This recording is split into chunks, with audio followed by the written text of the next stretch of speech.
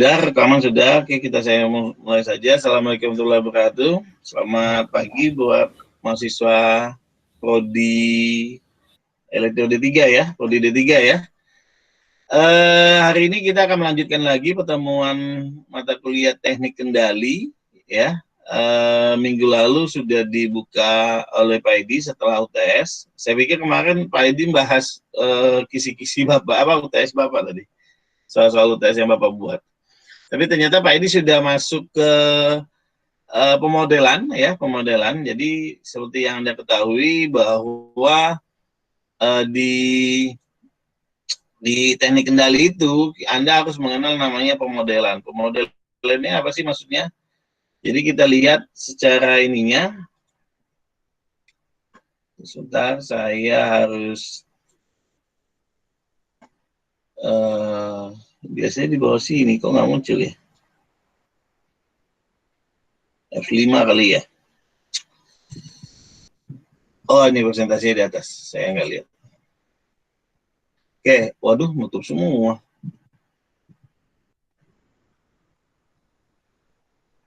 Oh, sistem yang ini agak baru ya, Pak ya? Iya, saya juga belum tahu nih. Enggak, presentasinya di sini, ini. Tapi gede semua ini. Saya mau setengah saja, ya. Saya bikin setengah saja ya. Kelihatan nggak? Pak ini kelihatan nggak? Ini. Kelihatan. Iya, saya mau setengah saja supaya ada ininya. Ada tampilan. Nah, maksud saya seperti ini tadi. Jadi saya bisa lihat juga kalau ada yang mau bertanya atau apa. Oke, kita masuk. Tadi seperti saya bilang bahwa namanya sistem kendali, ya kita akan memiliki banyak permasalahan. Jadi di sini kontrol problemnya pada yang harus diketahui adalah pada dasarnya masalah kontrol atau kendali adalah masalah bagaimana kita menentukan atau menyeting nilai dari input sehingga mendapatkan output yang kita inginkan. Itu sistem input agar diperoleh output yang sesuai dengan harapan. Nah, ini yang dimaksud parameter ini artinya rata-rata semua pengendalian itu ya sama gitu. Kita melakukan memberikan input parameter ya kan, sehingga outputnya sudah kita inginkan harapannya apa seperti itu. Untuk yang ketiga adalah untuk menentukannya diperlukan pemahaman karakteristik pieces dari sistem ya.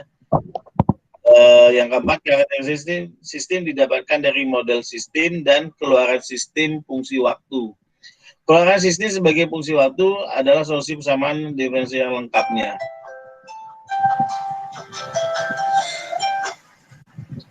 Nah, ini adalah gambaran yang memperlihatkan kontrol problem kita, ya. Jadi di teknik kendali itu, problem secara fisik atau secara teknis itu nanti dipromosikan menjadi satu promosi problem. Nah, di sini dalam teori konsepnya itu dimasukkan ke dalam pemodelan matematis. Jadi jadi kemarin Pak Edi sudah menjelaskan ya, kalau tidak salah Pak Edi menjelaskan bagaimana mekanik misalnya putaran motor, tekanan pegas dan segala macam itu di kita supaya memahami atau bisa mengendalikannya, kita harus buat pemodelan matematiknya dulu, yaitu dengan persamaan diferensial, bisa dengan Laplace dan segala macam. Nah, dari persamaan matematik itu kita akan mendapatkan rumusannya, ya, atau dalam istilahnya fungsi alih dari fisik atau alat yang berbentuk fisik tadi. Nah, problem ini nanti dipecahkan dengan persamaan diferensial dan Laplace tadi, sehingga ini nanti tertranslasikan ke model fisiknya langsung gitu. Jadi seperti itu memperlihatkan kontrol problem tadi. Nah, model matematis yang kita sebut itu adalah model matematis suatu sistem adalah persamaan matematis yang menunjukkan hubungan input dan output dari suatu sistem. Dengan mengetahui model matematis ini, ya, jadi kalau kita sudah mendapatkan model matematis ini, maka kita dapat menganalisa tingkah laku dari sistem tersebut. Jadi kalau kita lihat gambarannya, jadi diagram di atas ini menunjukkan diagram model matematik satu sistem, di mana RS itu adalah transformasi Laplace dari input, CS itu adalah transformasi Laplace dari output. Nah, GS ini yang kita ingin cari nanti, ya kan, dengan memasukkan input dan output tadi. Dengan transformasi Laplace, kita akan dapatkan hubungan input dan output dari sistem. Nah, rumusan dari gambar ini, ya kalau kita kenal dengan sistem kendali, ya inilah gambar sistem pengendalian yang sederhana. Itu rumusannya kita akan dapatkan bahwa CS itu adalah GS yang dikalikan dengan RS. Artinya sistem yang dikalikan dengan input. Nah, dari rumusan ini kita akan ubah menjadi transfer function-nya. Jadi transfer function-nya itu didapat dari mana untuk nilai sistem ini? Itu diambil dari output dibagi dengan input, atau CS dibagi dengan RS, itulah GS-nya. Ya. Jadi inilah fungsi Ali yang kita inginkan. Jadi model matematis itu sistem ekuivalen dengan transfer function sebenarnya, hasil yang kita inginkan tersebut.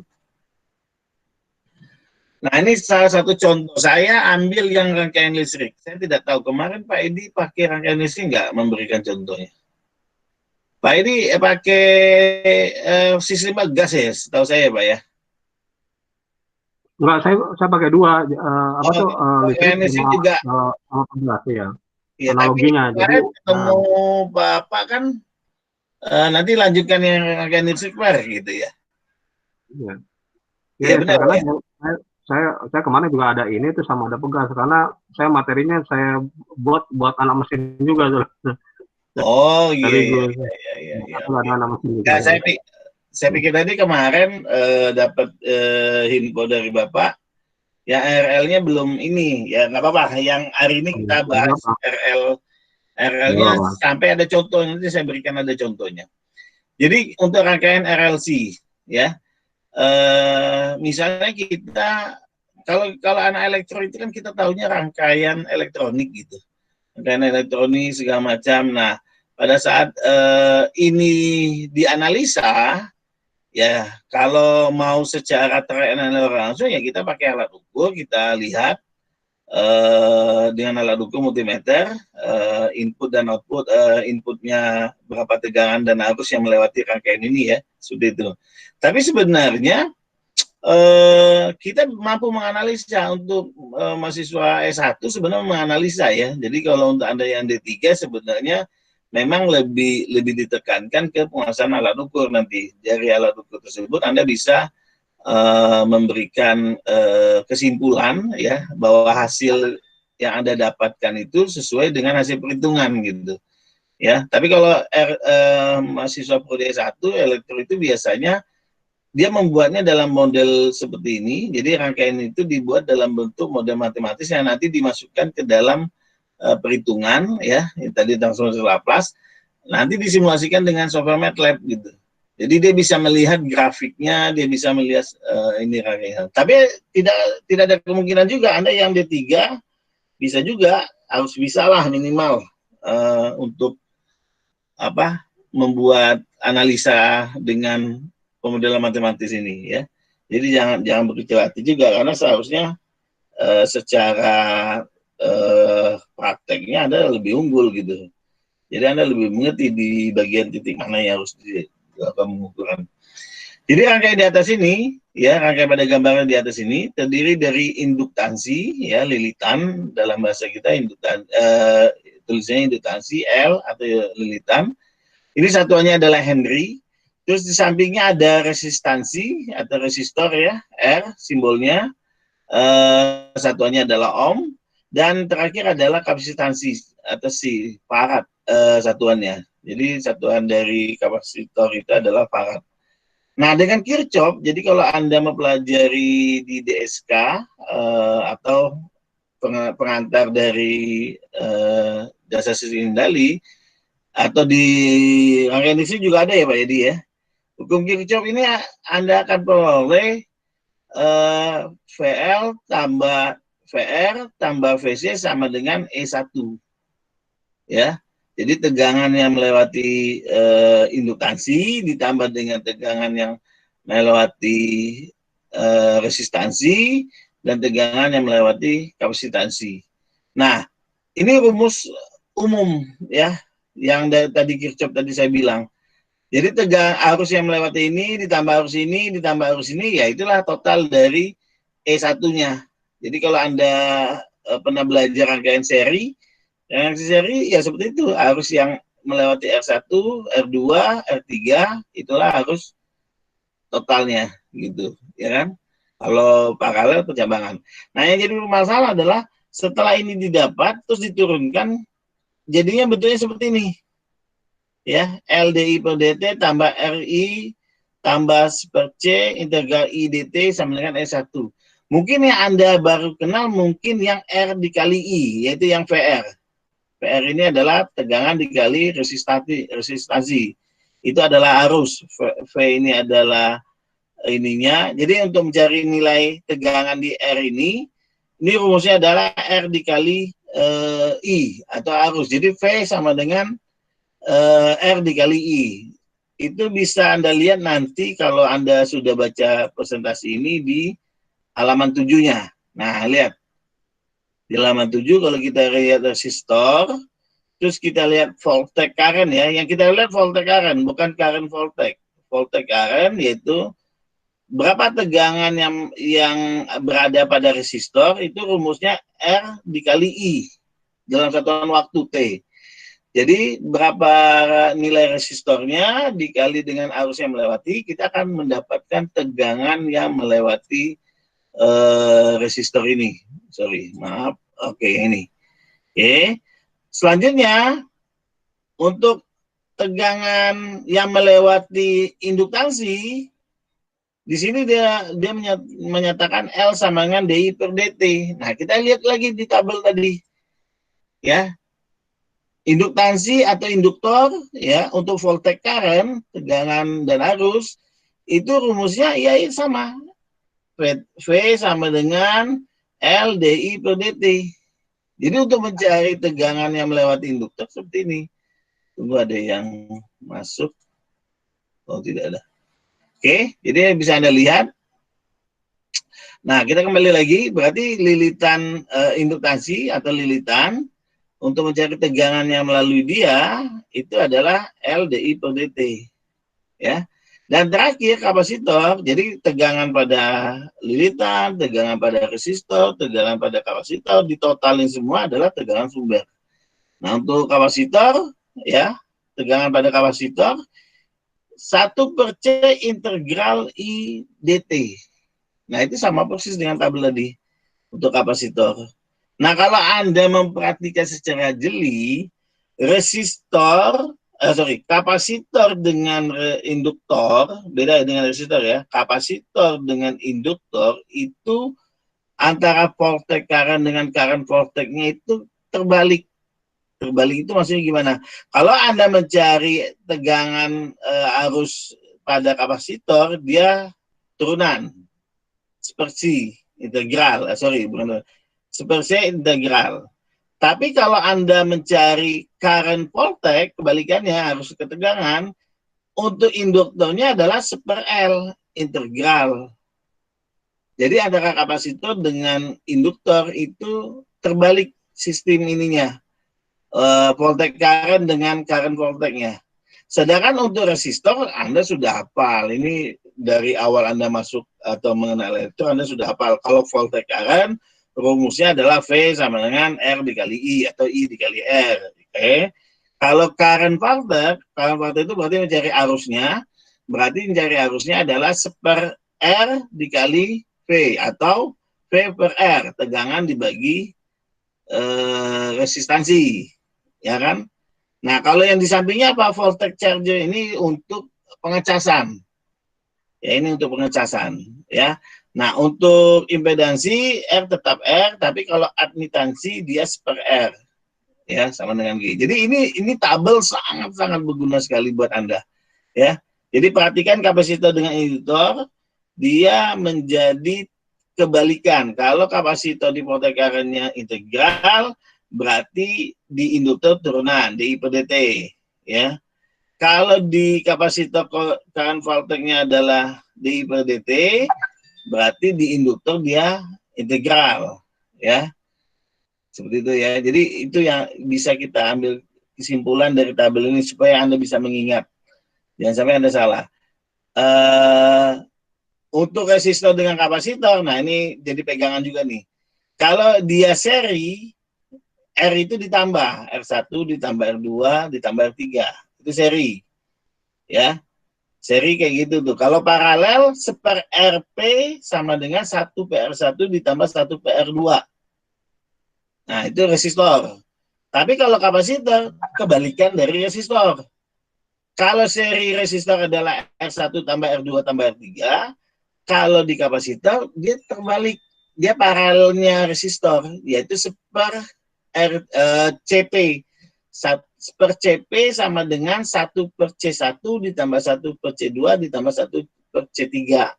Nah, sedangkan kalau dia di paralel kapasitornya, malahan dia melakukan proses penjumlahan, yaitu C1 ditambah C2 ditambah C3. Nah, itu triknya ini. Ya, jadi kalau ingin mengetahui resistor dengan kapasitor, uniknya di situ. Dibikin rangkaian seri dan paralel, dia saling berlawanan. Sedangkan untuk kapasitor dengan induktor, dia berlawanan di sisi mencari tegangan atau mencari arusnya. Jadi Anda ingat di situ nanti ya. Oke, kita lanjut. Berarti rumusan di samping ini sudah benar. Tegangan yang melalui liritan atau induktansi itu adalah LDI per dt ditambah tegangan yang melalui resistor yaitu R kali I ditambah tegangan yang melalui kapasitasi atau kapasitor adalah per C integral I dt. Oke. Nah, di sini yang dicari ini input ya. Jadi E1 itu adalah bagian inputnya. Nah, untuk tegangan outputnya itu dicari di titik kapasitor tadi di sini. Jadi kalau kita pakai multitester, kita ukur di titik sini, ya. Nah di situ dia hanya mendapatkan per C integral I dt. Nah dua rumus inilah nanti kita, oh ini ada ininya nanti, sorry, ini masalah ini. Nah dari dua rumus yang tadi yang kita dapatkan, dengan mencari transformasi Laplace dari persamaan di atas dengan syarat menganggap syarat awalnya adalah 0, nanti kita akan mendapatkan hasilnya seperti ini. LSI tambah, ini sudah dalam bentuk Laplace ya, kalau tadi kan masih fungsi waktu. Ini ingat, ini masih dalam fungsi waktu. Setelah dilaplaskan dan dibuat syarat adalah 0, sehingga kita akan mendapatkan LSI ditambah RI ditambah per C per S gitu kan, CS ini per CS dikali IS sama dengan ET dalam satuan Laplace ya. Nah sedangkan untuk outputnya itu sama hasilnya 1 per CS dikali IS sama dengan E0 atau E output ya. Nah dari dua persamaan ini nanti dibuatlah jika kita menganggap E1 dianggap sebagai masukan dan E0 sebagai keluaran, maka fungsi alih sistem di atas, ingat fungsi alih sistem di atas itu kan tadi dijelaskan bentuknya, nah ini ya, input output sistem. Jadi GS itu atau output dibagi input sama dengan GS atau transfer functionnya. Nah ini juga sama, jadi E1 dan E0 atau EI ini ya, EI dengan E0 ini kalau kita buat dalam bentuk fungsi alih atau transfer function, E0 di sini karena output ya kan, di bawahnya adalah input ya, sama seperti yang ini tadi ya, CS sebagai output, R-nya sebagai input.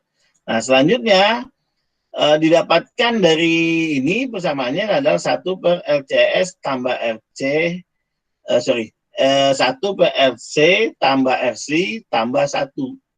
Nah ini fungsi ini nanti bisa seperti ini adalah penyederhanaan dari dua ini ya. Jadi disubstitusi dia. Oke. Nah, kita lanjut ke tabel. Nah, ini tabel tadi saya sempat perlihatkan kepada Anda. Ini tabel sangat berguna sekali untuk mendapatkan rumusan dari voltage current voltage, voltage charger gitu, segala macam. Selanjutnya, nah ini yang tadi sempat saya bilang Pak, ini saya juga sudah bikinkan contoh nanti untuk rangkaian listrik ini ya. Nah, di sini ada dua rangkaian ya. Kalau yang tadi saya ajarkannya RLC, di sini ada dua, RC, resistor dan kapasitor, ada yang resistor, lilitan, dan kapasitor. Ya, nah ini sama saja nanti, tidak ada masalah. Ya, ini saya ambil dari praktikum. Jadi di praktikum itu sebenarnya sudah ada materi ini. Jadi di sini sebetulnya percobaan. Model matematik yang akan dianalisis dalam percobaan ini adalah model dari sistem elektrik. Pada gambar 2 dan 3 bentuk transfernya sebagai berikut. Nah, ini kita kembali lagi seperti yang tadi di atas. Cuma bedanya yang satu gambar 2 ini adalah R dengan C saja. Yang gambar 3-nya yang RLC. Yang sama dengan yang tadi yang saya berikan contoh. Ya, nggak apa-apa. Kalau ada yang sama, nggak apa-apa. Kita nanti fokus di yang RC saja. Karena RC ini paling gampang. Nah, transfer hasilnya didapat hasilnya 1/RCS tambah 1.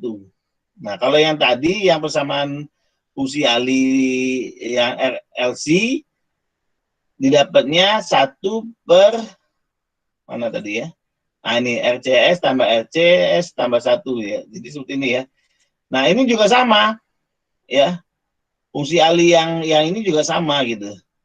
Jadi kalau kita lihat ininya, hasilnya juga sama. Saya ada penjabarannya, cuma saya lupa penjabarannya di mana. Tapi coba nanti saya cek ada tidak di ini. Saya lupa naruhnya. Di sini seharusnya ada satu bagian yang saya tambahkan. Ya nanti saya update dah, saya update. Oke. Nah, untuk fungsi RC saja seperti ini, untuk RLC seperti ini. Nah, seperti tadi saya bilang, ini seharusnya ada penjabaran ke bawahnya ya. Saya lupa untuk masukin saja. Jadi di sini nanti saya tambahkan satu slide lagi yang menjelaskan penjabarannya. Seharusnya ada. Ini dari praktikum, ya benar. Ada seharusnya ini lupa saya ambil, saya capture tadi. Nah, ini langsung contoh saja ya. Jadi nanti saya update materi yang terbarunya. Jadi nanti slide yang ke-9 itu nanti ada bagaimana cara mendapatkan ini, ya, bagaimana dia disubstitusi dari persamaan 1 dengan persamaan 2 itu ada nanti. Ya, saya tidak sempat capture. Nah, kita berikan contoh saja. Yang penting hasil dari RLC, ini RLC contohnya ya. 1 per RCS kuadrat tambah RCS tambah 1. Nah, di sini nanti ada contoh yang saya mau juga diskusikan dengan Pak Edi sebenarnya. Jadi ada contoh yang saya dapatkan itu hasilnya mungkin Pak Edi yang bisa memberitahukan saya. Saya agak bingung nyarinya. Tapi hasilnya sih saya setuju gitu. Ya, kita langsung saja dulu. Nanti ada contohnya di sini. Jadi di sini ada satu contoh. Nanti ada tugas juga Anda harus mengerjakan menggunakan MATLAB. Ya, menggunakan MATLAB saran saya ya, karena lebih gampang nanti. Sistem rangkaian RLC dari fungsi Ali didapatkan dari fungsi Ali inilah akan dicari tanggapan sistem terhadap sinyal masukan yang beragam. Tanggapan sistem yang baik dari satu sinyal mempunyai kriteria sebagai berikut, yaitu waktu naik yang cepat, minimasi overshoot, dan meminimasi kesalahan keadaan tune-up. Ya. Adapun langkah-langkah yang harus dilakukan untuk analisis dengan pemrograman MATLAB adalah, nah di sini nilai R-nya dimasukkan 100. Nah, di sini saya tulis saja ya, nilai R 100. Sama dengan 100 ohm. Nilai L-nya, nilai L, indutansinya adalah 1,25 Henry. Ya. Mili Henry itu berarti kali 10 minus 3. Saya tulis 10 minus 3. Mili ya. Selanjutnya kapasitansinya nilainya adalah 6,250 mikro. Mikro itu berarti 10 pangkat 6. Pangkat 6 mikro ya. Oke. Selanjutnya kita akan next. Nah, di sini Pak Edi, mungkin Pak Edi masih ini ya, masih mantap Pak. Di sini didapatkannya seperti ini Pak. Ini saya ambil dari salah satu jurnal yang menyelesaikan bagaimana ini kalau tidak, ya benar, pemodelan matematis dia dapatkan persamaannya 1/S tambah 5S tambah 8. Ya, nanti hasil grafiknya seperti ini. Nah, tadi sebelumnya kan, ya, tadi sebelumnya kan ada yang disebut tanggapan sistem yang baik dari suatu sistem itu karakteristiknya atau kriterianya apa? Waktu naik cepat. Waktu naik cepat itu yang mana sih sebenarnya? Nah, nanti kalau Anda perhatikan di sini, waktu naik cepat itu yang dari titik bawah ke atas, respon time-nya. Semakin cepat suatu sistem merespon perubahan atau error, itu dianggap kriteria baik. Yang kedua, minimasi overshoot. Minimasi overshoot itu maksudnya apa? Nah, sebenarnya saya punya praktikumnya itu sudah sebetulnya ini sih. Sebentar. Minimasi itu apa sih? Ini jadi menarik. Nah, bukan yang ini. Oh, bukan, berarti yang DSK. Sorry. Ini SK, DSK yang satu lagi. Oke, versi 3-nya saja.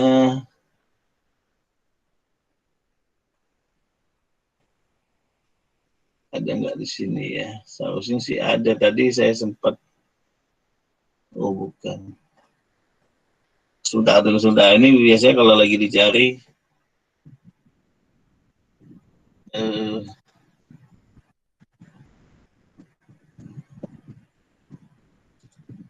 Ini dia.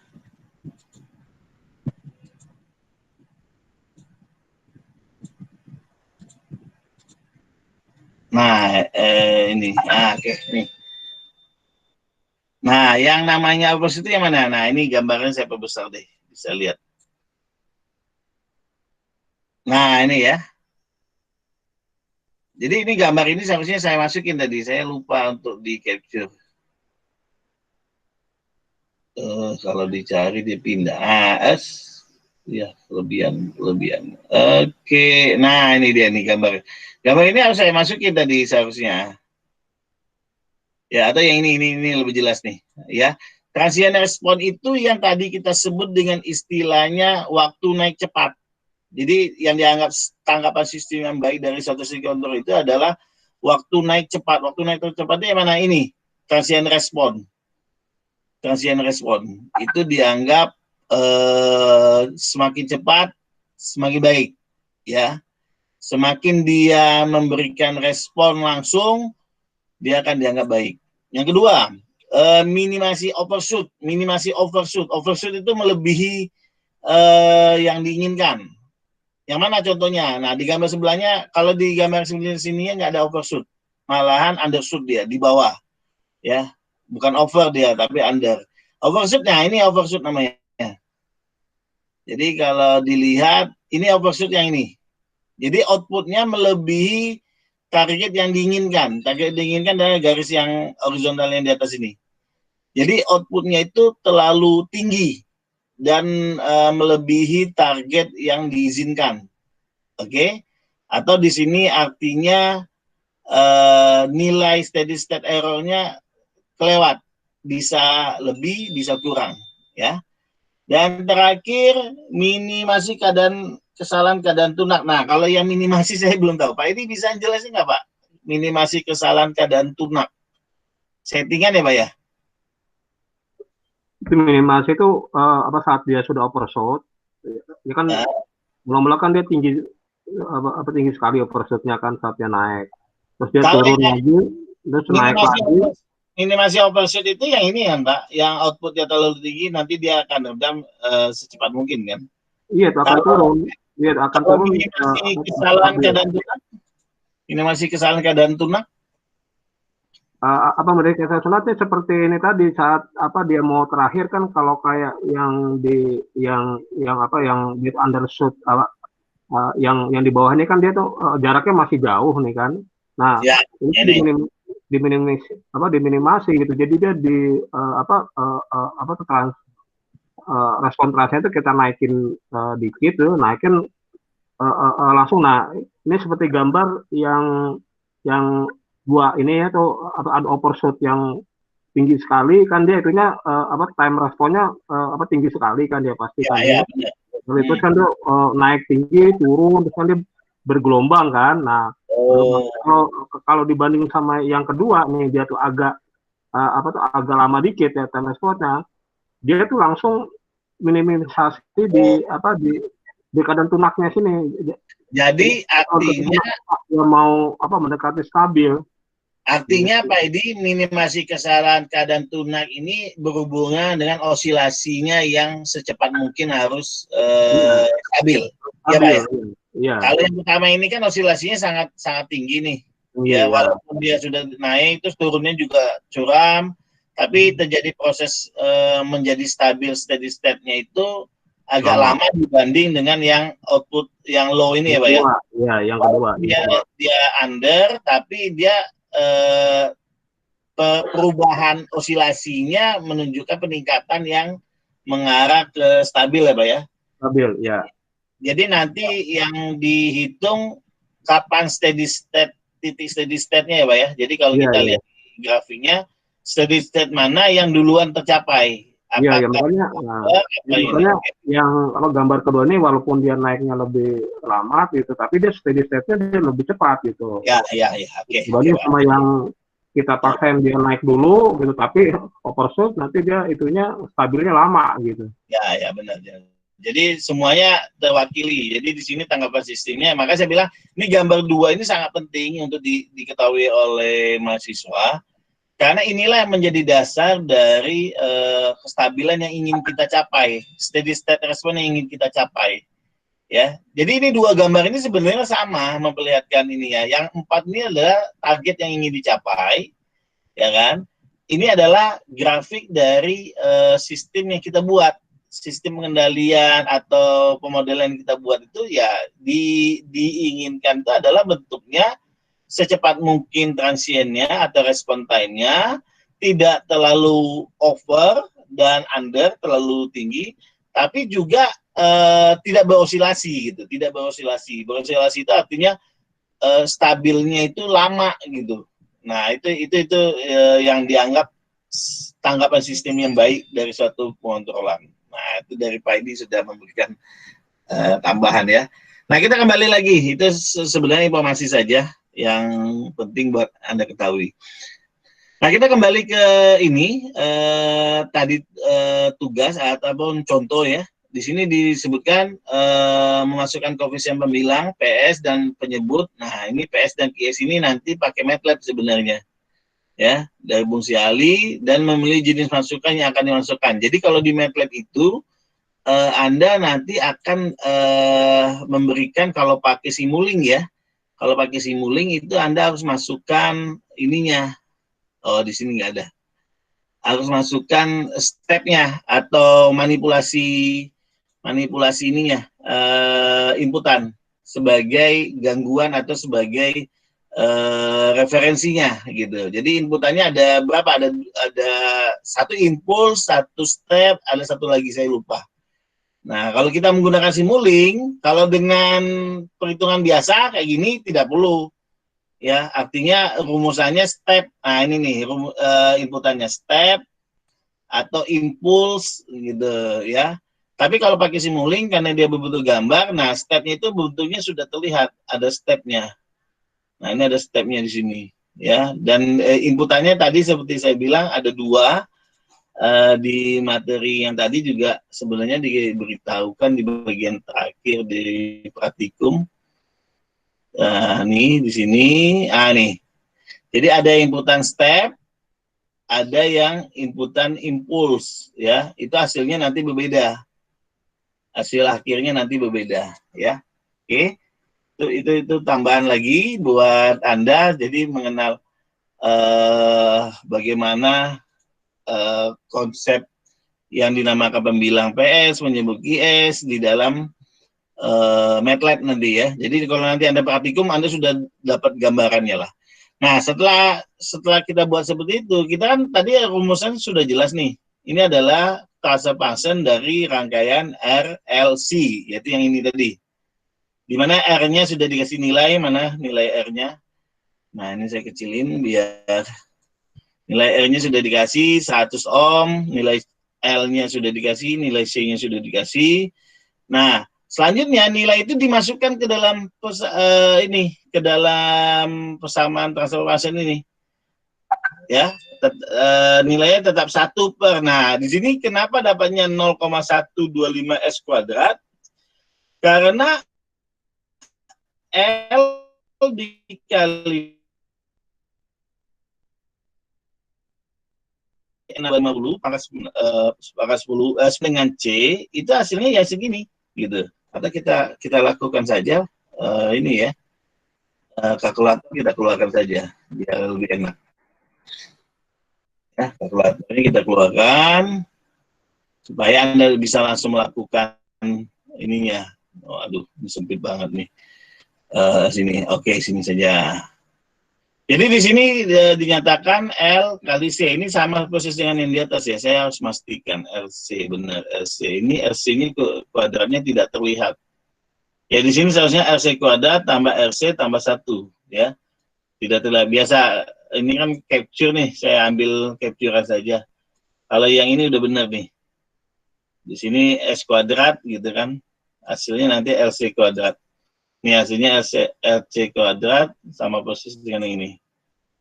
Ya, oke benar. LC kuadrat dia. Tambah RC benar ya, benar tambah 1. Oke, kita langsung masukkan saja berapa nilai kalkulator tadi. Nilai L-nya itu adalah 1,25. Saya orangnya, ini saya balikin dulu ke Scientific. Oke, Scientific.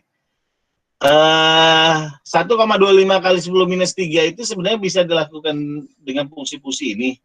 Cuma saya tidak terbiasa dengan kalkulator, sehingga saya ambil saja 10 minus 3 itu saya kebelakangkan. Jadi 0,0125. 1, 2, 3. Kalau ke belakang minus ya Pak ya? Tadi 1,25 kali 10 minus 3 itu berarti 0,00125 ya Pak ya? Iya ya benar, udah benar itu. Oke, udah benar ya. Jadi saya tidak pakai fungsi. Sebenarnya sini ada fungsi ya. XY 10X, cuma saya belum familiar.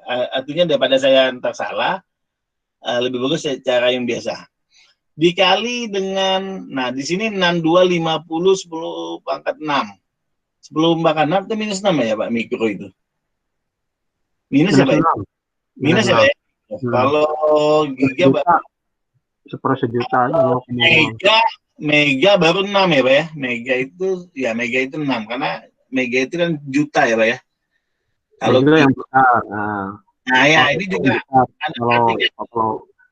Kalau mikro yang kecil. Ya, ada nilai positif, ada nilai negatif. Ingat, Anda harus ingat juga. Kilo itu 10 pangkat 3. Kilo 10 pangkat 3.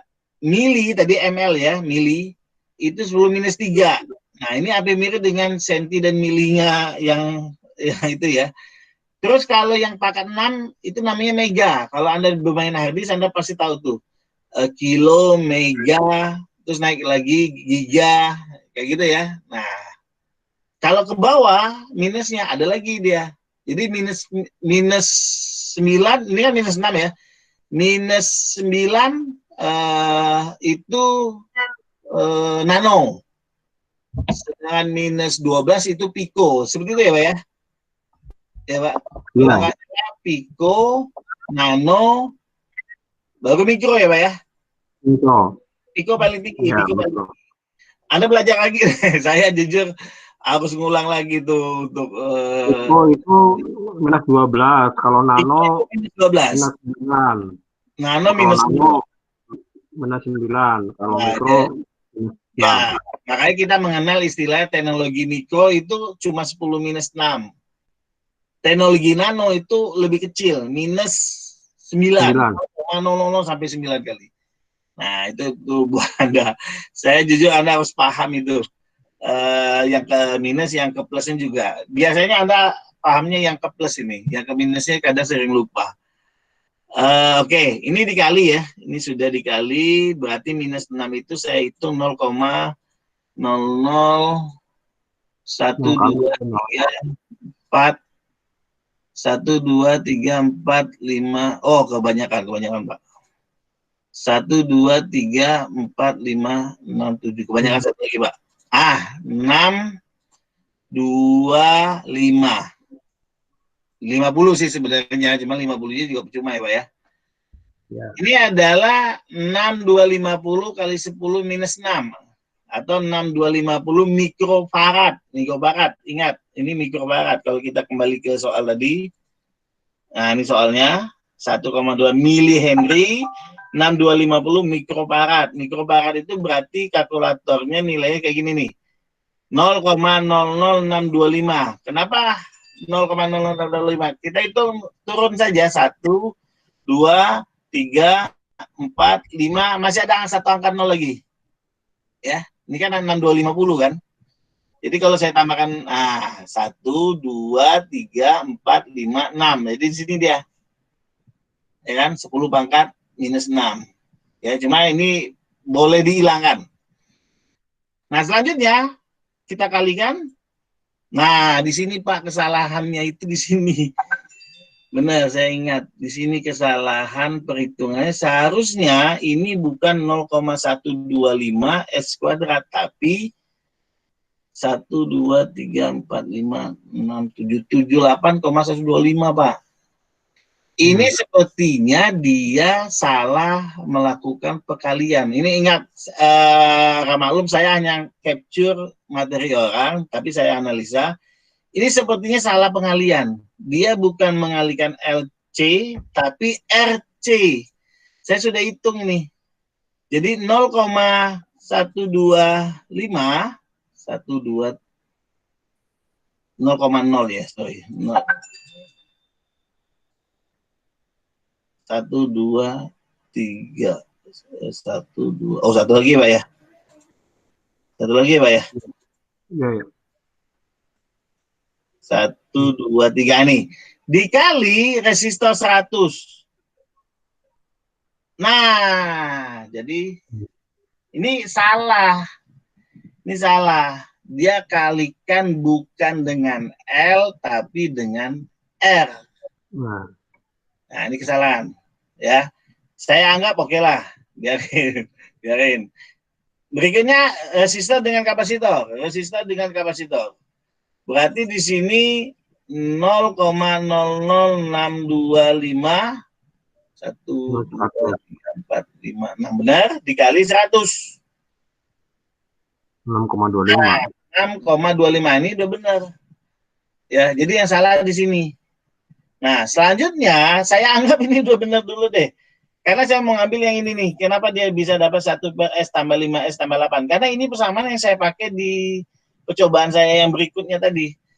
Ini dapatnya karena saya bagi 8 per 8. Jadi dimanipulasi kalau istilah kita di dalam matematis itu kan ada istilah bahwa nilai 1 itu dikalikan dengan nilai apapun di sini. Misalnya dikalikan dengan nilai pembagian 4 per 5. Nah, nilai 1 ini dimanipulasi 5 per 5. Ini yang jago matematik Pak Antani. Nah, ini hasilnya bisa gitu, bisa. Jadi 1 itu bisa dibuat 5 per 5. Sehingga kalau ini dibagi dikali ya 0,125 ini hasilnya benar 1 gitu. Jadi kita coba saja yang ini saja nih, 0,625 dikali 8 hasilnya 5S. 1 dikali 8 hasilnya 8, 0,125 dikali 8 hasilnya 1.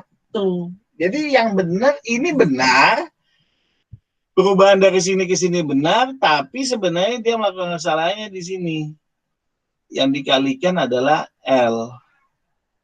LC S kuadrat. Nah, itu ya. Jadi buat Anda yang nanti mengerjakan tugas, ada tugas? Iya, ada tugas dong. Saya akan kasih tugasan ya. Tugasnya mana nih? Jadi gunakan rangkaian RC, nilai R-nya diganti, nilai C-nya diganti, gunakan step, hasilnya apa, nanti diulang lagi langkah 1 itu, langkah 1 saja ya, langkah 2 nggak usah, langkah 2 kan ini, R-nya diganti, R-nya tetap 2, C-nya tetap 1, C-nya 5, ini kan C1, ini C-nya 5, dan terakhir C-nya 0,1. Nah, yang saya inginkan adalah pertama masukkan sinyal step dengan sinyal impuls, ya. Yang saya inginkan Anda menganalisa apa yang terjadi saat kapasitor diubah dengan nilai resistor yang tidak berubah, ya. Dalam sistem tanggapan yang seperti ini tuh apa yang terjadi? Nih di respon time-nya di MATLAB. Kalau ada yang bertanya, makanya gimana Pak di MATLAB? Nah, di MATLAB penulisannya ya kayak gini nih, penulisan pada MATLAB editor itu Anda tuliskan PS sama dengan 1, IS sama dengan 15 nih, 158, terus Anda tuliskan step dalam kurung PS IS. Ya seperti itu saja. Jadi seharusnya tidak ini dong, tidak repot gitu. Seharusnya tidak repot. Aduh, ini kenapa unable? Oh enggak. Oke. Jadi tadi yang gambaran tadi, mana tadi dia? Saya lupa. Oh di sini ya. Oke. Nah ini MATLAB-nya, ya. Anda lihat ini MATLAB-nya. Langsung Anda tidak mesti nilai PS gitu. Nilai apapun Anda buat variabel itu bebas. Misal saya bikin variabel yang agak aneh ya. Apa sih yang lagi ini? Nama variabelnya yang enggak unik, bukan PS, bukan QS. Kita sama dengan, ingat yang paling penting itu kurung siku ya. Yang paling penting itu kurung siku. Oke. Terus Anda sama dengan kurung siku 1 spasi 5 spasi 8. Oke.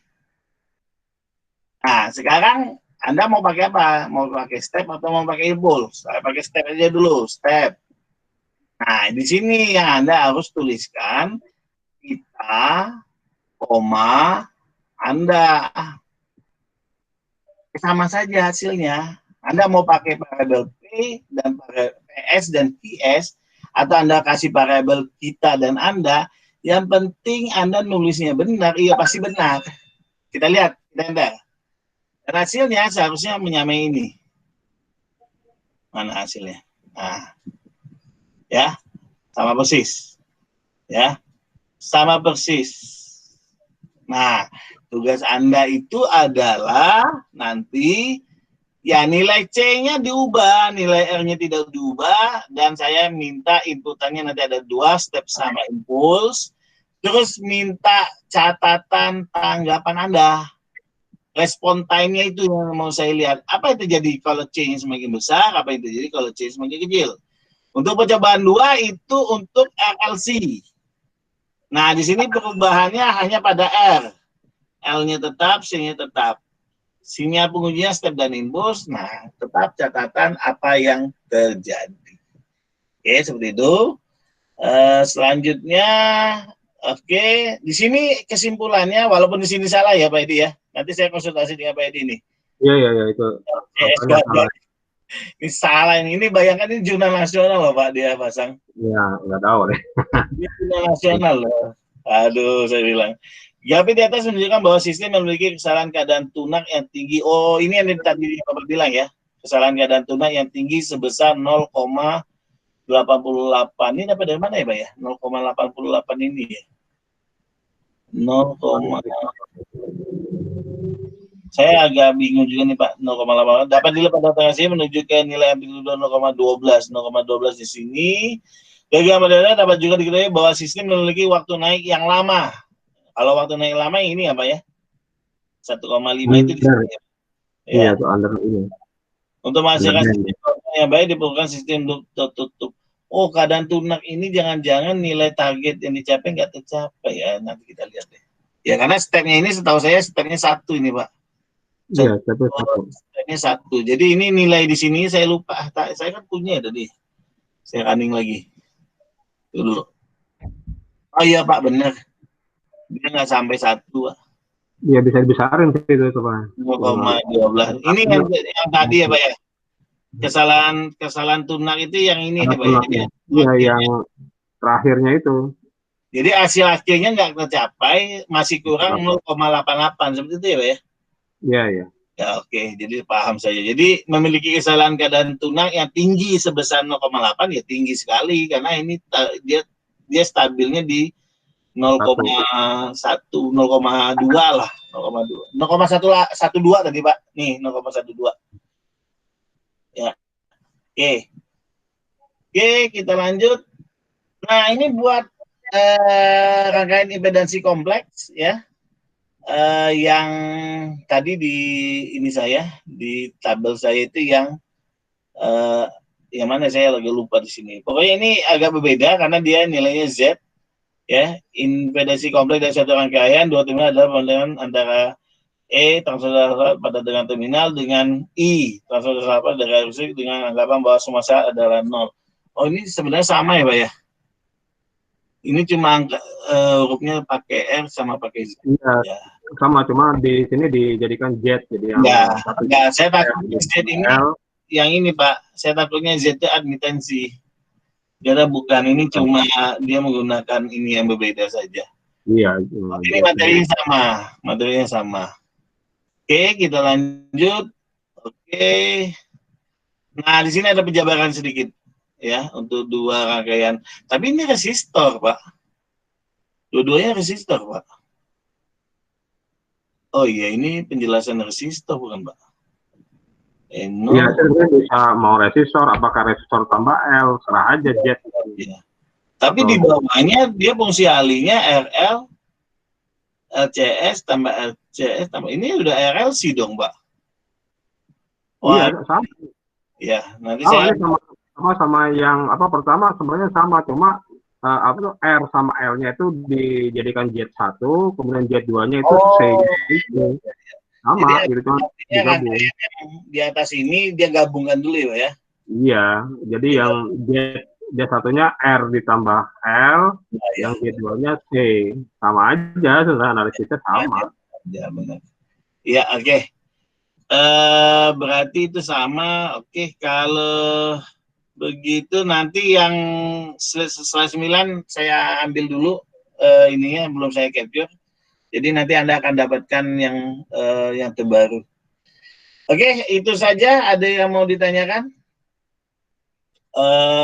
Untuk yang mekanik sudah diberikan sama Pak Edi ya. Saya kata deh Pak, Bapak ngasih contoh nggak mekanik? Iya, kalau saya tuh pakai itu rangkaiannya jadi analogi.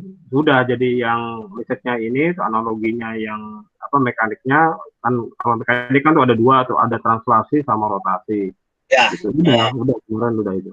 Ya, maksud saya Bapak udah ngasih ada contohnya nggak kalau enggak nanti saya tambahkan di saya. Iya dong. Kemarin sih sudah, kemarin yang di PowerPoint yang saya di awal tuh sudah ada itu semua.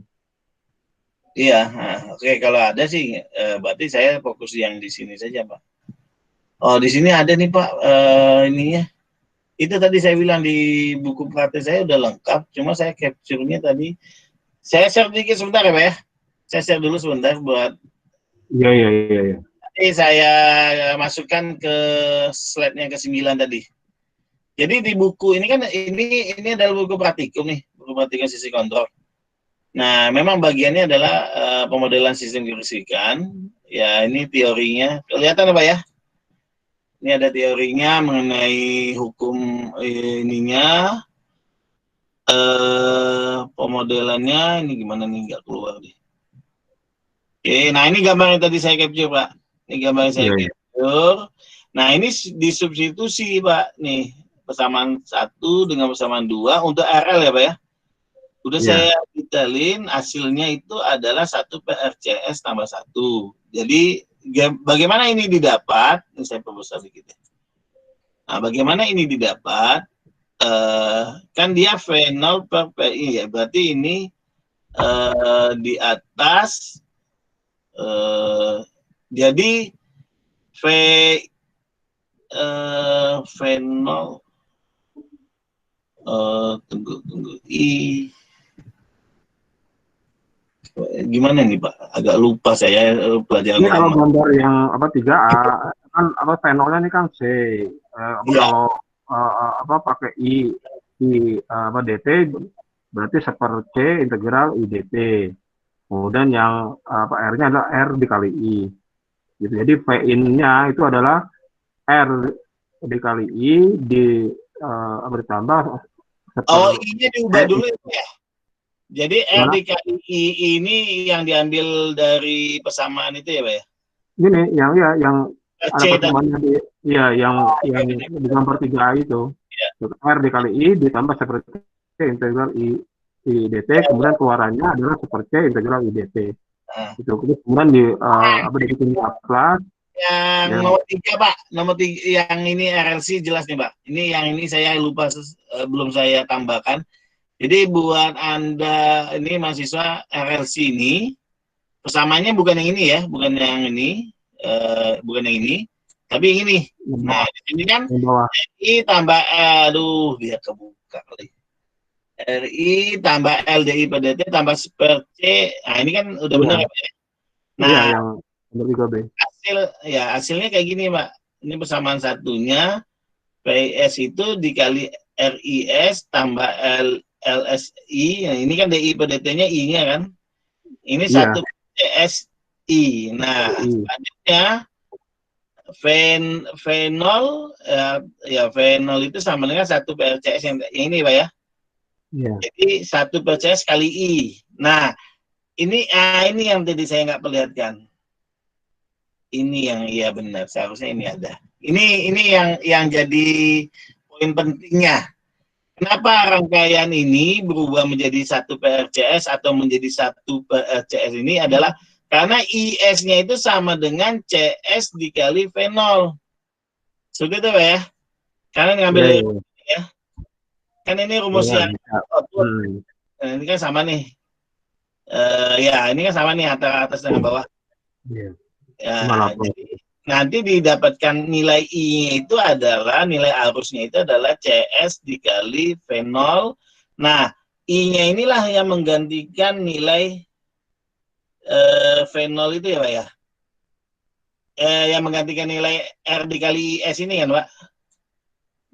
Ya kan? Jadi kan apa fenol dibagi fenolnya ya, jadi I-nya itu tadi diganti CS dikali fenol kalau mau itu substitusi itu sebenarnya. Ya, ini substitusinya benar seperti itu. Jadi ini saya lupa nambahkan, ini seharusnya ditambahkan ini. Ya, ini seharusnya ditambahkan ini, saya blok, ini saya blok nih. Ini yang krusialnya di sini nih sebenarnya. Jadi kalau mahasiswa lupa ini, dari sini kan masuk ke rumus yang ini, fenol PPS. Nah, tapi sebelumnya rumus yang di atas ini disubstitusi dari 2 ke 1, yang ini maksudnya semua yang I, ini kan I-nya ada, R kali I, per C dikali I, digantikan dengan CS per ini, sehingga R ini dikali CS per fenol adalah RC, ya kan? Nanti fenolnya dikeluarin ya Pak ya? Nanti yang seper C ini juga dikali I. Nah, karena dia C juga, C dengan C dihabisin, habis berarti tinggal 1. Jadi seperti ini. Jadi nilainya fenolnya dikeluarin, RCS tambah RC tambah RCS kuadrat tambah 1 dikali fenol, karena fenolnya ada di tiap titik, dikeluarin. Nanti VI fenolnya diturunin ke bawah, VI per fenol sama dengan, karena ini pindah ke bawah, jadi dia seper ya Pak ya? Seper. Ya. Jadi karena ini dibalik, fenol di atas, PI-nya di bawah, jadi dia seper 1 per, karena kan perkaliannya silang ya Pak ya? Nih. Iya, kalau silang. Ini 1 dikali V1 ya?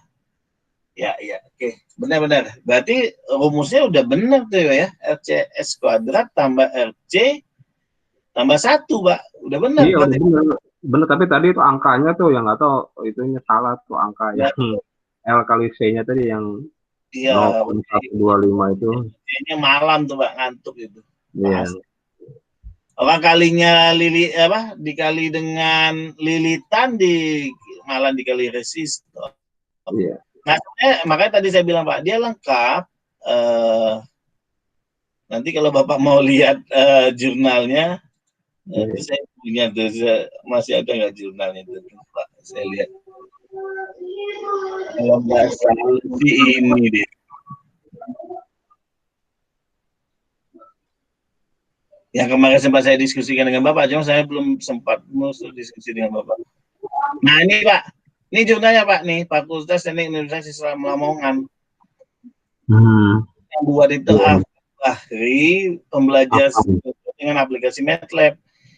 Ini jurnal ini dia nih, jurnal di dia. Nah yang saya kok nggak dicek sama dia. Ini kan kalau Bapak lihat, ini yang jadi dasar saya bikin buku Patikum untuk sistem kendali. Nah, dia sudah menjabarkan semua, bla bla bla blanya udah dijabarkan. Ini apa di sini? Nah, ini sebenarnya saya capture saja nih. Nih. Jadi tiba-tiba dia sudah mengeluarkan nilainya sudah seperti, nah ini, nih. Iya. C. Iya, L dikali C-nya itu 0, sekian. Jadi bukan saya yang, cuma saya. Dia nggak ada, L-nya berapa, C-nya berapa, nggak ada ya di situ ya? Nggak ada, tiba-tiba hasilnya sudah segini, hasil ini segini, hasil ini tiba-tiba sudah 1. R-nya 100, L-nya 1,25. Ada di situ ya. Salah itu ya, Mas. Kalau ini L-C. Ini Pak. Iya, ada itu. Iya, jadi ini kesalahan kalian dia. Dan dia masukkan langsung ke bawah sampai ke menggunakan ini kan PID Pak. Iya. Iya. Dari controller kan gitu. Iya. Jadi sebenarnya udah cakep, cuma mahasiswa sempat nanya juga tuh saya, Pak, ini 0,125 dapat dari mana? Nah, loh saya bilang.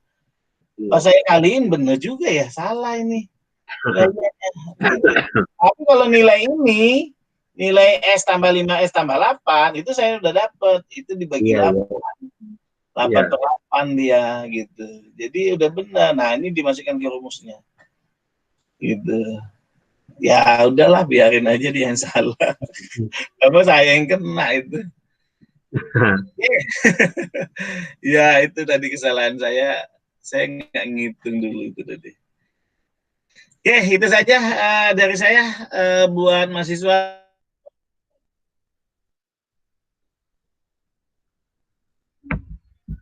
Satu orang ya yang nggak masuk ya, si Sadam. Kok sering putus ya Pak ya? Bapak pernah ngalamin kayak gitu Pak? Suka, ya kadang-kadang tergantung jalurnya sih. Ya, kalau lagi bagus, kalau lagi kadang-kadang putus. Enggak, berapa kali saya masuk itu kayak saya keluar sendiri, terus saya harus masuk lagi gitu. Masuk lagi. Iya, ini kan saya masuk lagi. Ya, kalau saya sih di sini ya alhamdulillah ya kalau lagi masuk ya nggak keluar, tapi kalau mahasiswa kadang-kadang keluar. Iya. Enggak, kalau saya sering banget tuh Pak. Ini lagi ngomong, tiba-tiba saya keluar. Saya harus masuk lagi. Iya, itu biasa banget tuh. Oke, itu saja.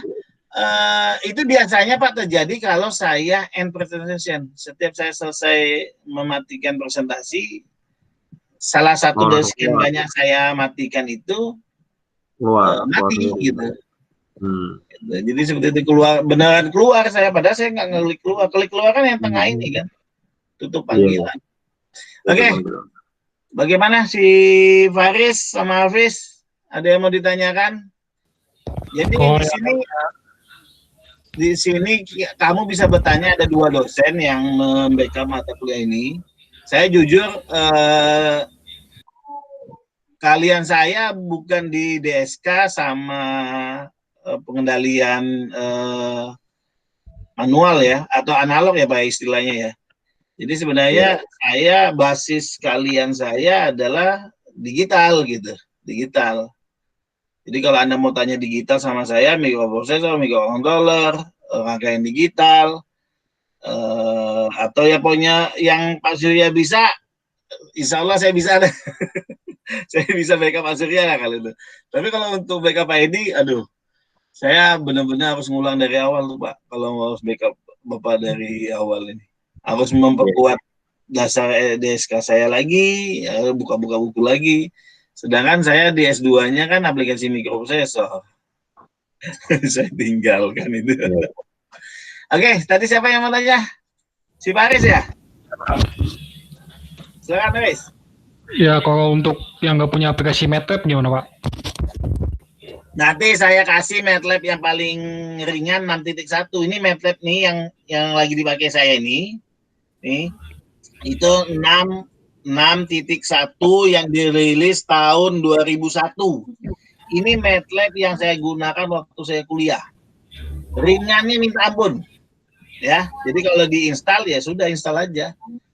Nggak lama kok. Ya, nggak lama. Sangat sebentar. Gitu. Dan satu lagi Pak Aris, bilang ke teman-teman yang lain, itu tugas kan di e-learning yang lama. Ya. Yang pertemuan 9. Kamu pindahkan ke e-learning baru. Iya, Pak. Ya, kamu pindahkan ke, karena di e-learning lama itu si Pak Aris kayaknya terlambat mengumpulkan. Iya, Pak. Berapa jam. Nah, jadi Hafiz, Pak Aris, sama satu lagi apa? Tolong Anda absen tugas dikirimkan ke e-learning baru. Sudah saya setting semuanya, artinya Anda dianggap tidak terlambat. Nah, sedangkan tugas yang pertemuan 10, itu saya kasih setting waktu 1 minggu. Paham ya? Iya, Pak. Paham, Pak, paham. Ya, oke. Ada yang mau ditanya lagi, silakan, Baris. Kalau untuk MATLAB, kalau untuk saya download versi MATLAB versi baru gimana, Pak? Boleh, tapi berat loh. Sistem rekrutmennya tinggi, Pak, emang, Pak? Yang 2014 itu 7 giga. Terserah. Enggak, bukan RAM-nya. Kapasitas ininya, MATLAB-nya 7 giga. Cukup gede banget. Iya, makanya saya nggak mau ngasih yang itu. Percuma saya kirim lewat email juga nggak bisa. Saya kirim lewat ini nggak bisa. Paling Google Drive. Google Drive pun juga upload saya lama banget. Saya nggak mau itu. Download copy di flashdisk, kadang flashdisknya hang.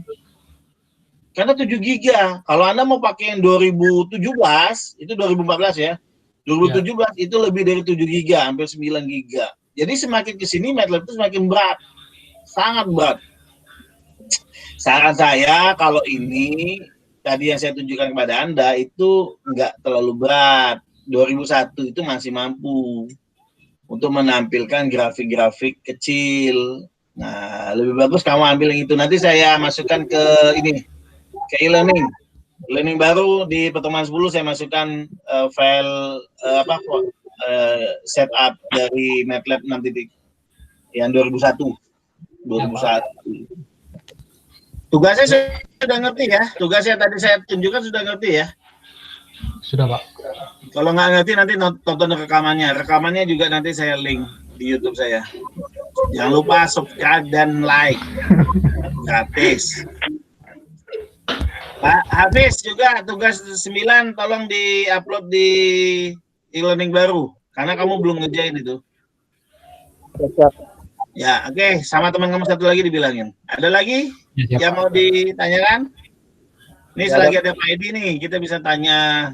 Karena Pak Edi ini dosen DSK puluhan tahun. Dari zaman saya kuliah dulu, Pak Edi nih yang ngajarin DSK.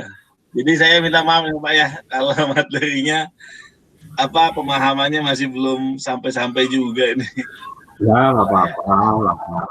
Makanya saya itu diskusi sama Bapak itu mengenai Pak DSK itu untuk apa sih Pak? Saya itu implementasinya belum ketemu. Paling yang saya ketemu PID doang, PI dan D doang. Yang lainnya saya nggak ketemu saya bilang. Jadinya nggak mudeng saya Pak kalau suruh ini nih. Mana hitung-hitungan saya juga nggak secanggih Pak Hamdani sama Pak Arbian lah. Jadi saya butuh lama untuk proses itu. Tapi kalau digital cepat saya. Jadi kalau Pak Surya lagi ngajarin sekali aja itu saya langsung nangkep apa ini maksud dia. Tapi kalau yang lain DSK sampai saya ditandem dengan Pak Sediono, wah itu sebenarnya aduh beban berat sekali sebenarnya, cuma karena tugas ya diterima lah. Ya, karena DSK kan masih linear semua, Pak. Iya, masih ini. Iya, ini SKNL itu satu-satunya yang nggak gila itu. Saya buka buku sampai puluhan kali juga kayaknya belum nyampe-nyampe itu saya. Lihat Punop itu sudah berapa kali saya coba. Karena itu tadi Pak, implementasinya nggak ada gitu. Saya nggak ketemu. Lihat Punop implementasinya kemana? Saya mau nanya ke Pak Sediono juga pakai MATLAB aja ngeliatin grafik kata dia. Ya main grafik lagi saya bilang. Ya memang sih semuanya grafik sih. Jadi segala sesuatunya itu melihat dari hasil grafik yang didapat dari alat sih. Iya, ya kan simulasi kan itu buat melihat simulasi. Nah, kalau mahasiswa ingin belajar lebih dalam lagi, nanti pelajari LabVIEW. Ini MATLAB ini cuma analisa secara grafik. Kalau LabVIEW, Anda combine dengan SolidWorks, apa yang Anda simulasikan itu langsung bisa Anda terapkan. Karena kenapa? SolidWorks bikin ininya apa di hardware-nya secara visual simulasi, persamaannya dimasukkan lewat simulingnya. Jadi kalau kita itu Pak ya di DSK itu selalu yang dijadikan bahan untuk contoh itu adalah sistem pegas motor. Ya, berapa tekanan untuk pegas yang ini. Nah itu kalau Anda sudah ini bermahasiswa ya, Anda pelajari SolidWorks plus LabVIEW, persamaan model matematika pegasnya masukkan ke LabVIEW, gambar pegasnya, jadi gambar pegasnya Anda mau desain dari besi, dari aluminium, dari bahan apapun, itu Anda gambarkan di SolidWorks, nanti persamaannya yang ada di LabVIEW dengan yang di SolidWorks itu bisa matching, karena satu sumber, dia berada satu lisensi dari National Instrument. Ya, dari National Instrument. Nah, itu apapun perubahan di simulator SolidWorks itu kerekam sama LabVIEW. Jadi dia sudah matching. Nah, kalau itu sudah stabil, itu tinggal dipabrikasi. Dijadikan alat. Nah, itu di ISTN belum ada. LabVIEW itu yang jago di PNJ. Namanya Pak Endang. Pak Endang. Dia yang punya lisensi LabVIEW. Siapa yang bisa LabVIEW itu langsung gajinya tinggi. Benar, saya sudah ketemu Pak Endangnya. Kalau minta pelatihan, ya dia minta di atas 10 juta. SolidWorks ada gratisan, itu di daerah Beji, di daerah Tugu. Kalau mau ikut SolidWorks 25 juta. Tapi sertifikatnya internasional. Dan salah satu alumni kita yang ikut di sana, Pak Manto apa namanya, dia sudah punya paten 5. Ya kalau Anda pernah dengar, alumni kita lulus S1 tapi langsung dikerja. Pak Manto siapa Pak namanya? Saya agak lupa, yang dibawa Pak Agus Sofwan. Ya, itu dia belajar di tempat 25 juta itu. Dia belajar, kemampuan analisa menggambar dia bagus, dia detail bikinnya, ya kan? Akhirnya dia bikin satu sistem listrik tanpa gravitasi. Jadi aliran airnya itu bisa naik ke atas. Nah itu paten dia yang pertama. Kenapa saya tahu? Karena pada saat lomba ke ITB itu saya ikut dengan grup yang lain. Grupnya Padli, mungkin Bapak kenal tuh, grup Padli, Eko, dan Anas. Kita juara 1 di ITB. Oh, Paranto. Nanti kamu searching di internet, Paranto, alumni ISTN S1. Dia baru S1. Dia tidak juara karena salah satu dosen juri yang salah satu dosen di sana tidak yakin dengan teori yang dia gunakan. Jadi dia menjatuhkan air dari tinggian 30 meter, ya, air dijatuhin, nanti air itu akan naik lagi ke atas dan bersirkulasi. Nah, pernyataan jurinya saya ingat sekali, air itu air itu dari atas ke bawah, bukan dari bawah ke atas. Dan itu langsung yang dia buat, dia tunjukkan ke saya itu yang dia buat. Jadi dia bikin turbin, jadi turbin itu yang ngangkat air itu ke atas kembali. Turbin itu yang dipakai untuk menciptakan energi listrik yang baru. Gitu. Itu yang dia buat langsung dia serahkan ke yang punya software National Instrument. Setelah dilakukan teliti oleh National Instrument dan itu benar. Benar, makanya itu paten dia yang pertama. Lulus langsung kerja dia. Paten dia terakhir, tapi bukan terakhir sekali ya yang saya dengar, dia lagi mendesain dengan SolidWorks kalau Anda tahu kalau ngebor bumi itu untuk mencari minyak itu sambungan-sambungan, jadi satu pipa dengan pipa lain untuk ngebor bawah itu menggunakan minyak aliran air. Jadi kan gear dengan gear ya kan. Nah itu seringkali ini macet. Nah paten dia yang bagi saya bukan terakhir, karena kalau dia sudah SolidWorks itu dia sudah bisa menganimasikan yang lain-lain gitu. Nah paten dia yang saya dengar terakhir itu yang terakhir, walaupun saya yakin dia pasti melanjutkan lagi dengan yang lain, itu dia bikin bantalan itu yang tadinya dengan minyak, dengan oil, diganti dengan udara sama dia. Dan itu menjadi paten dia yang berikutnya itu. Habis itu saya tidak mikir perkembangan dia lagi. Pak Agus yang tahu, karena dia sangat berterima kasih sama Pak Agus sebenarnya. Dan Pak Agus sempat juga membuat pelatihan SolidWorks itu di D3. Nama perusahaannya Neuresia. Saya kemarin dapat gratis ikut berapa jam nanti, tapi itu Desember kayaknya.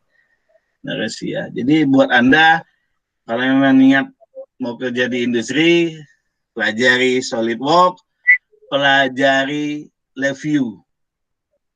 Pelajari SolidWorks, pelajari LabVIEW. Dua software ini, dimanapun Anda berada, pabrik apapun akan narik Anda. Cuma itu tadi ya, biayanya mahal.